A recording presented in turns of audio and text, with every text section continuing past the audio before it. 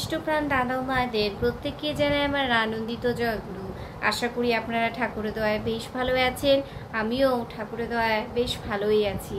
প্রত্যেক দিন পরম প্রেমময় শ্রী শ্রী ঠাকুর অনুকূল চন্দ্রের বিভিন্ন গ্রন্থ থেকে বাণী পাঠ করি এবং তার ব্যাখ্যা করার চেষ্টা করি যতটুকু বুঝি।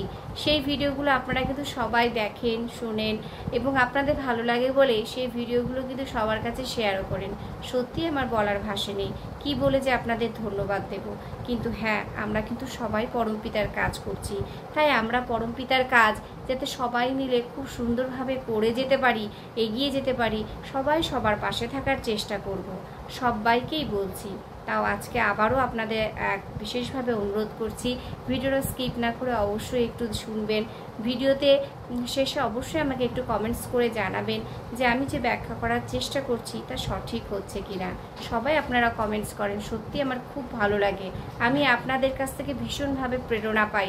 এই প্রেরণা পাই যে ঠাকুরের কথাগুলো আপনারা শুনছেন, সাথে আপনারা সবাইকে শোনার সুযোগ করে দিচ্ছেন। সত্যি খুব ভালো লাগে। জয়গুরু, কথা আর বাড়াচ্ছি না, শুরু করছি পরম প্রেমময় শ্রী শ্রী ঠাকুর অনুকূল চন্দ্রের নারী নীতি গ্রন্থ পাঠ ও তার ব্যাখ্যা। বিষয় আত্মসুখে।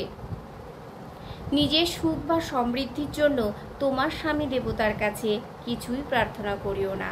ঠাকুর বলছেন, নিজের সুখ বা সমৃদ্ধির জন্য তোমার স্বামী দেবতার কাছে কিছুই প্রার্থনা করিও না, কিছুই বলো না।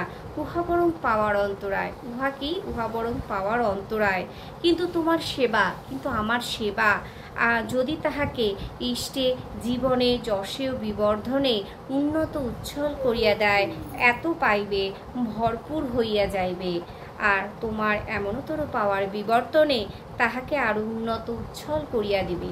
আমার একটাই লক্ষ্য হওয়া উচিত, তা হচ্ছে আমার সেবা। আমার সেবা তাকে কি করবে? ইষ্টে জীবনে যশে ও বিবর্ধনে তাকে উন্নত উচ্ছল করিয়া দিবে। তাহলেই কিন্তু কি হবে? আমি এতটাই পাবো, এত পাবো যে আমার সেই জিনিস ভরপুর হয়ে যাবে। তাই আমার তার কাছে সুখ বা সমৃদ্ধির জন্য কোনো কিছু প্রার্থনা করার প্রয়োজনই হবে না। কারণ আমার স্বামীকে আমি ইষ্টের দিকে ধাবিত করছি, তাকে ইষ্টের দিকে নিয়ে যাচ্ছি। জীবন যশ এবং বৃদ্ধিতে বিবর্ধনের দিকে আমি তাকে এগিয়ে নিয়ে যেতে সাহায্য করছি। আর স্ত্রী হিসাবে এটা কিন্তু সবচেয়ে বড় একটা আমাদের বড় দায়িত্ব। সেই কাজটা কিন্তু আমাদের প্রত্যেক স্ত্রীদেরই করতে হবে। কিছু পাওয়ার আশা রেখে কোনো কাজ করলে হবে না। কিছু পাওয়ার আশা করে কাজ করলে তা কিন্তু কখনোই ভালো হয় না। আমার উদ্দেশ্য, আমার কথা যে আমি তাকে, আমার স্বামীকে ইষ্টের দিকে, বৃদ্ধির দিকে এগিয়ে নিয়ে যেতে সাহায্য করব। তাহলে আমি এতটাই পাবো, বা আমি পাওয়ার আশা করে করছি তা কিন্তু নয়, এতটাই পাবো যে ভরপুর হয়ে যাব। ঠাকুর এই কথাটাই বলছেন এবং তাহাকে আরও উন্নত উচ্ছল করিয়া তুলবে। বাণী সংখ্যা 94।